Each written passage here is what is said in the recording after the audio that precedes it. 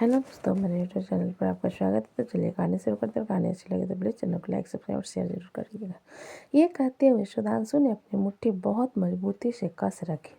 वहाँ बैठे सभी लोग सुधांशु के कंट्रोल करने की क्षमता को देखकर हैरान थे, वरना कोई और लड़का होता तो अभी तक या तो मीरा का जी भरकर बेइज्जती कर चुका होता या फिर वहाँ से जा चुका हो। सुधांशु महक की तरफ देखते हुए बोला, दीदी जिसके लिए आया था मैंने वो फंक्शन अटेंड कर लिया, अब मैं जाना चाहता हूँ। मृत्युंजय सुधांशु की बात सुनकर बोला, अरे इतनी जल्दीबाजी क्या है, रुको, अभी शाम को चले जाना। अभी तो हमारे मेहमान यहाँ रुकने वाले हैं, उनके साथ थोड़ी बातें करो, कुछ बातें शेयर करो। अकेले में रहना अच्छा नहीं होता। महक सुधांशु के पास आकर बोली, मैंने पापा के लिए हलवा बनाकर रखा है, लेकर चले जाओ। सुधांशु महक की बात सुन अपना सिर हिलाता है और उसके साथ मेन हॉल की तरफ चला जाता है। मृत्युंजय अच्छे से देख पा रहा था कि महक उसे इग्नोर कर रही थी, जिस कारण मृत्युंजय को धीरे धीरे गुस्सा आ रहा था। अब तक सब लोगों ने अपना लंच कर लिया था और सभी लोग आकर मेन हॉल में बैठ जाते हैं। सुधांशु वहाँ से जाने लगता है, जिस पर रिया कहती है, सिद्धू मुझे अपने साथ ले चलो। सुधांशु अपना सिर हिलाकर बोला, हाँ चलो। विप्लव सुधांशु की तरफ देखते हुए बोला, सिद्धू मुझे तुमसे कुछ बात करनी है। सुधांशु पलटकर विप्लव की तरफ देखता है, जिस पर विप्लव उसके पास उसे कसकर गले लगा लेता है। सुधांशु एक पल के लिए हैरान होता है, फिर विप्लव को खुद से दूर करते हुए कहता है, कहीं तुम्हें लड़कियों की जगह लड़कों पर तो इंटरेस्ट नहीं आने लगा? मैं ऐसा लड़का नहीं हूँ। विप्लव सुधांशु की तरफ देखते हुए धीरे से बोला, थैंक यू सो मच, तुम हमारे दोस्त हो और महक भाभी इस घर की बहू है। सुधांशु विप्लव के पीठ को थपथपा कर बोला, डोंट वरी, धीरे धीरे तुम भी बड़े हो जाओगे ना तो सब कुछ समझ जाओगे। इतना कहकर सुधांशु विला से बाहर की तरफ चला जाता है और उसके साथ में ही रिया भी चली जाती है। वैशाली और महक किचन में थे। महक बर्तन धो रही थी और वैशाली उसे घूर रही थी। महक थक हाकर वैशाली से बोली, अब घूरना बंद करोगे? तुम्हारे दिमाग में जो सवाल है चलो पूछो।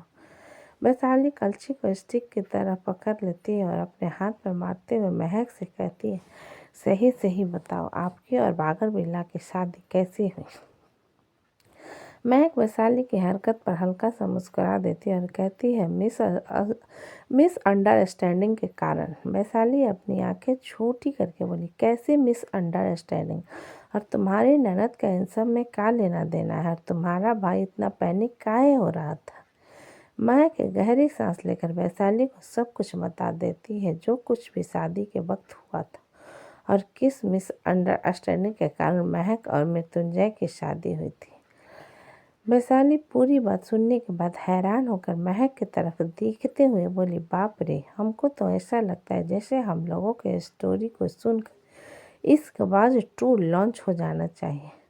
बहुत किचकिच है। महक वैशाली के हाथ से कलछी लेकर बोली, अब सब कुछ समझ आ गया ना, तो चलो मेरा हाथ बटाओ।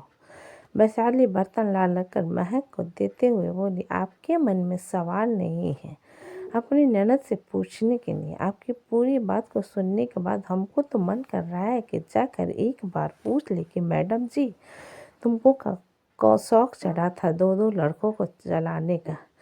दरवाजे के पास खड़ी मीरा वैशाली की बात सुनकर धीरे से बोली, मैं दो लड़कों को नहीं चला रही थी भाभी। वैशाली हड़बड़ा जाती है और पलट कर मीरा की तरफ देखती है, जो कि उन लोगों की तरफ ही आ रही थी। वैशाली ऑकवर्ड होकर जाकर महक के पीछे छुप जाती है। मीरा वैशाली को देखते हुए बोली, आपको मुझसे घबराने की ज़रूरत नहीं है, मैं आपको कुछ नहीं कहने वाली, और जब बात पूरी तरीके से क्लियर ना हो तब मिस अंडरस्टैंडिंग हो जाती है।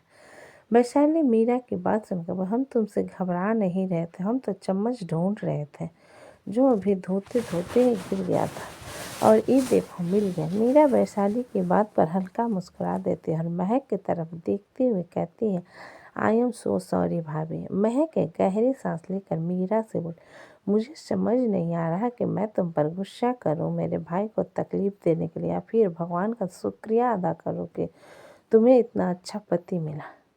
मीरा महक की बात पर अपनी आंखों में नमी लिए बोली, आपको जो कहना है कह दीजिए भाभी। मुझे पता नहीं था मेरे जाने के बाद भाई ऐसा कुछ करेगा, और मुझे ये भी नहीं पता था कि स्नेहा अचानक शादी से भाग जाएगी। महक मीरा की बात सुनकर बोली, मैंने तुम्हें उसी रात को समझाया था ना, जो हुआ सो भूल कर अपनी ज़िंदगी में आगे बढ़ो, लेकिन तुमने सब बर्बाद कर दिया। मेरे और सुद्धि की ज़िंदगी को बर्बाद कर दिया, अपने भाई की ज़िंदगी को बर्बाद कर दिया। मीरा अपने दोनों हाथ जोड़कर बोली, मैं आपसे माफ़ी मांगती हूँ। मुझे पता है माफ़ी मांगने से सब कुछ ठीक नहीं होगा, लेकिन मैं इसके अलावा और कुछ नहीं कर सकती। महक मीरा के हाथों को पकड़कर बोली, माफ़ी तो मुझे मांगनी चाहिए और तुमसे रिक्वेस्ट करनी चाहिए कि दोबारा कभी मेरे भाई के सामने मत आना। चाहे सिचुएशन जैसी भी है, उससे बात करने की कोशिश मत करना। बहुत मुश्किल से खुद को संभाला है उसने। मुझे पता है मेरे सामने मुस्कुराता है, हंसता है, सबसे अच्छे से बात कर, लेकिन रोता है वो क्योंकि मैंने उसे पाला है। मैं उसे समझती हूँ। मीरा महक की बात पर बोली, डोंट वरी भाभी, मैं कभी सुधांशु के सामने नहीं आऊँगी, और मुझे तो पता भी नहीं था कि सुधांशु यहाँ आने वाला, वरना मैं नहीं आती। महक मीरा की बात पर बोली, मुझे पता है मीरा, जिस आदमी से हम प्यार करते हैं ना, उसके सवालों के जवाब नहीं दे पाते जब गलती हमारी हो। इसलिए सुधांशु के सामने आने से पहले ये सोच लेना कि कैसे उसके सवालों का जवाब दो। मीरा महक की बात सुन अपना सिर हिला देती है, तब महक उससे बाहर इंतजार करने के लिए कहती है। तो मीरा किचन से बाहर चली जाती है। मीरा के जाने के बाद महक पलटती है तो उसके पीछे वैशाली भूतनी की तरह खड़ी हुई थी, जिसे देखकर महक थोड़ी घबरा जाती। अपने सीने पर हाथ रख वैशाली के कंधे पर मारते हुए कहती है, पागल लड़की, किसी दिन तुम मुझे हार्ट अटैक देकर मार दोगी। वैशाली अपने कंधे को सहलाते हुए मुंह बनाकर बोली, आप काहे मारोगी? मरे अपने दुश्मन, खासकर वो शीतल और चुड़ैल। कामनी बुआ सास। महक वैशाली की आंखें दिखाते हुए, गाली देना बंद करो, जो हलवे का कटोरा वहाँ पर ढका पड़ा है, जाकर अमृत भैया को देकर आओ। वैशाली अपना सिर घुमाकर देखती है जहाँ पर एक कटोरी में हलवा रखा हुआ। वैशाली महक की तरफ देखते हुए मासूम सा चेहरा बनाकर बोली, दीदी, हम तो आपकी प्यारी सी नन्ही सी छुटकी सी बहन है ना, तो हमको नहीं दोगी? महक वैशाली की बात पर मुस्कुराते हुए बोली, जाओ लेकर, अमृत भैया तुम्हें अपनी गोद में बैठा अपने हाथों से प्यार से खिलाएंगे। वैशाली महक की बात पर मुंह बनाते हुए बोली, वो आदमी हमें हलवे की जगह जहर मिलाकर ना पिला दे, हलवा खिलाएगा, जा रहे हैं लेकर। इतना कहकर वैशाली मुंह बनाते हुए कटोरा लेकर कमरे की तरफ चली जाती है, क्योंकि अमृत किसी का फाइल पढ़ रहा था, जिस कारण वो मेन हॉल में नहीं बैठा था, कमरे में शांति से बैठा हुआ था। महक जाती हुई वैशाली को देखकर हल्का सा मुस्कुरा देती और फिर से अपने काम में लग जाती। वैशाली हलवा लेकर कमरे में आती और कॉफ़ी टेबल पर रखते हुए कहती है, सुनो, महक दीदी ने तुम्हारे लिए हलवा भेजा है, खा लेना। अमृत, जिसके दोनों कान में एयरबड्स लगे हुए थे, वैशाली की बात नहीं सुन पाता, और वैशाली अमृत का कोई जवाब ना पाकर उसके पास जाकर कहती है, ओह कान के कंजूस, मैंने कहा। अमृत वैशाली की बात को बीच में काट कर उसे आंखें दिखाते हुए अपने एक कान के एयरबड्स को निकाल कर बोला, अपना मुंह बंद करोगे, मैं मीटिंग ले रहा हूँ। वैशाली अमृत की बात पर मुंह बनाते हुए, तुम्हारा बिल्कुल सही है, तुम्हारी खातिरदारी कमरे में लाकर करो और ऊपर से तुम हमको ही आंखें दिखाओ। अमृत अपने क्लाइंट्स को एक्सक्यूज़ मी कहकर मीटिंग ओवर कर देता और लैपटॉप बंद कर अपने दोनों कानों से एयरबड्स निकाल कर वैशाली से कहता है, कहो क्या कह रही थी, गला फाड़ रही हो? वैशाली अमृत को घूरते हुए बोली, तुमको हमारे गले में चोंगा लगा हुआ नज़र आता है, या फिर हम तुमको स्पीकर नज़र आते हैं जो गला फाड़ रहे हैं? अमृत एक गहरी सांस लेकर बोला, बताओ क्यों आई थी यहाँ पर? वैशाली अमृत को घूरते हुए बोली, तुम्हारे कहने का मतलब क्या है? क्या ये हमारा कमरा नहीं है जो तुम्हारी मर्जी से आएंगे और तुम्हारी मर्जी से जाएंगे? अमृत वैशाली को देखते हुए, क्या तुम्हें मुझसे झगड़ा करने में मज़ा आता है? वैशाली शरारती मुस्कान के साथ अमृत के सीने में उंगली रखकर बोली, तुम हमको कभी कभी बहुत हॉट लगते हैं, बस तभी तुमसे झगड़ा करने का मन नहीं करता, बाकी टाइम कभी भी तुमको टपका सकते हैं हम। अमृत वैशाली की उंगली में अपनी उंगली उलझाकर उसके कमर से पकड़ अपने पास खींच लेता है और उसके होठों को देखते हुए कहता है, कभी कभी तुम बहुत सुंदर लगती हो और अभी भी लग रही है, तभी मुझे तुम्हें किस करने का मन करता है। इतना कहकर अमृत वैशाली के होठों की तरफ बढ़ता है तो वैशाली अपना चेहरा दूसरी तरफ कर लेती है, जिस कारण अमृत के होंठ वैशाली के गले को टच कर जाते हैं। अमृत वैशाली के गले को हिस्सा करते हुए किस करने लगता है। वैशाली अपनी आंखें बंद कर लेती है, उसे अपने शरीर में शिरहन से महसूस होने लगती है। अचानक अमृत का साथ देते हुए उसे कुछ धुंधली चीज़ें याद आने लगती है तो वह अमृत को जोर से धक्का देती है। अचानक वैशाली के ऐसा करने पर अमृत सोफे पर गिर जाता है और हैरानी से वैशाली की तरफ देखने लगता है। वैशाली अमृत की नज़रों को इग्नोर करते हुए सीधा बाथरूम में चली जाती है। अमृत जाते हुए वैशाली को देखकर खुद से बोला, इसकी दिक्कत क्या है, खुद कभी पास आती है और खुद दूर कर देती है। चल क्या रहा है इस लड़की के दिमाग में, मुझे समझ नहीं। कशिश और मीरा जाने के लिए रेडी थे। घर के सभी लोग मेन हॉल में खड़े हुए थे। निर्जला एक थैला मीरा को देते हुए बोली, इसमें कुछ सामान है और हाँ, मिलने आते रहना, शादी हो गई है ये सोचकर घर वाले को मत भूल जाना। मीरा निर्जला की बात पर उसके हाथ को पकड़ कर बोली, मॉम आप अभी तक नाराज हो मुझसे।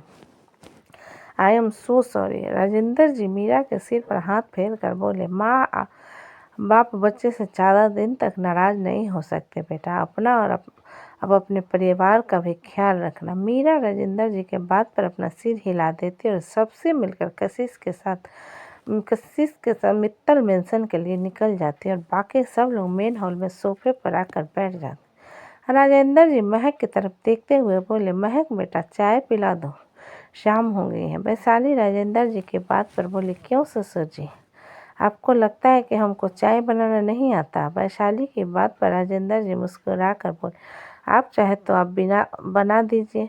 वैशाली मुंह बनाकर बोली, कहने के बाद करने वाला काम हम नहीं करते, महक दीदी ही बनाएगी। मृत्युंजय महक की तरफ देखते हुए बोला, महक मृत्युंजय को इग्नोर कर राजेंद्र जी से बोली, मैं आपके लिए चाय लेकर आती हूँ पापा।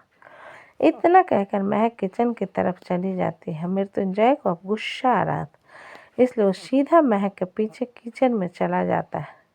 मृत्युंजय किचन में आकर महक के बाजू को कस कर पकड़ अपनी तरफ करके बोला, what's wrong with you Mehak, why are you ignoring me. Mehak Mrityunjay से अपने बालों को छुड़ाते हुए बोली, लिव मी, और मैं आपसे बात नहीं करना चाहती। मृत्युंजय महक के कंधों को कसकर पकड़ अपने पास लाकर बोला, क्यों बात नहीं करना चाहते, क्या किया मैंने, और तुम्हें पता है ना मुझे ये तमाशे बिल्कुल नहीं पसंद। महक गुस्से भरी नज़र से मृत्युंजय को देखते हुए बोली, मैं तमाशा कर रही हूँ क्या सच में? तमाशा तो आपने बना कर रखा है मेरे भाई के फीलिंग्स का। मृत्युंजय महक के बात पर अपनी आंखों में गुस्सा लिए बोला, मैंने तुमसे कहा था ना कोई भाई नहीं है, मैं तुम्हें तुम्हारे भाई के साथ भी शेयर नहीं कर सकता। महक मृत्युंजय की आंखों में देखते हुए, और मैं अपने भाई के लिए कुछ भी कर सकती हूँ, अगर मैं अपने भाई के लिए आपसे शादी कर सकती हूँ तो आपसे लड़ भी सकती हूँ। मृत्युंजय महक को झटके से छोड़ उसे घूरते हुए बोला, what you mean by that, अगर तुम्हारा भाई कहे तो तुम मुझे छोड़ दोगी?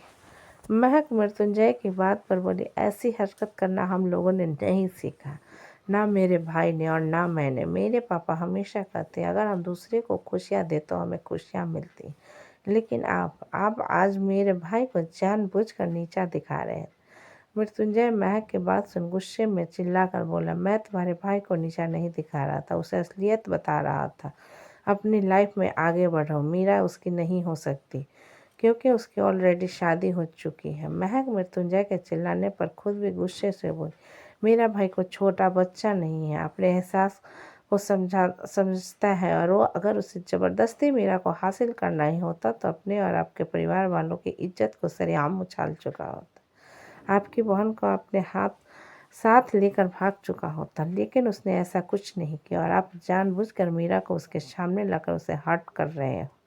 मृत्युंजय अपनी मुट्ठी मजबूती से बंद कर गुस्से से बोला, तुम हद पार कर रही हो महक, महक भी गुस्से से बोली, बात अगर मेरे भाई की हो तो मैं सारी हदें पार कर सकती हूँ। उन दोनों के गुस्से में चिल्लाने की आवाज़ सुनकर घर के लोग भी किचन में आ जाते हैं। अमृत और राजीव मृत्युंजय के पास आकर बोले, क्या हो गया? तुम चलो यहाँ से, तुम यहाँ क्या कर रहे हो? मृत्युंजय गुस्से में महक को घूरते हुए बोला, इस औरत को मैं छोड़ूंगा नहीं, मेरे प्यार का नाजायज फायदा उठाकर मुझ पर चिल्लाती है। महक मृत्युंजय को घूरते हुए बोले, आप चिल्लाते हो तो आपको म्यूजिक लगता है, और मैं अगर आप कुछ कहती हूँ तो आपको लगता है मैं चिल्ला रही हूँ। मृत्युंजय महक की तरफ बढ़ते हुए बोला, मुझसे बदतमीजी करती हो, मैं तुम्हारा मुंह नोच लूँगा। महक भी अपने कदम मृत्युंजय की तरफ बढ़ाकर बोली, आपसे ही सीखा है। रचना महक को घूरते हुए बोली, महक चुप रहो। फिर मृत्युंजय से बोली, और तुम कब से लड़कियों की तरह झगड़ा करने लगे हो? चलो यहाँ से। बीबी के पीछे पीछे किचन में आ गए सिर्फ झगड़ा करने के लिए। मृत्युंजय रचना की बात पर महक की तरफ इशारा करते हुए बोला, इस नक्चरी चुड़ैल से बोलो ना, बेवजह मुझ पर चिल्लाती और मुझे इग्नोर कर रही है। सुबह से महक मृत्युंजय की बात पर दांत पीस कर बोली, हाँ हाँ जाओ यहाँ से बागर बिल्ली, क्या पता मुझे नोच लो और मैं कोई बेवजह नहीं चिल्ला रही हूँ। आप हो जो यहाँ पर आकर अपना गला फाड़ रहे हो। और दामिनी उन दोनों के झगड़ों के बीच में महक से बोली, वाह क्या बात है, इस तरह पति को इज्जत देते हैं, उसे मुंह पर बागर बिल्ले कह रही हो। क्या तुम्हें नहीं सिखाया घर वालों ने पति से कैसे बात करनी चाहिए? मृत्युंजय महक के आकर दामिनी से बोला, महक मेरी बीवी है, हम दोनों का हो रहा है झगड़ाना, आप कौन होती है बीच में आने वाली? अपने काम से मतलब रखो ना।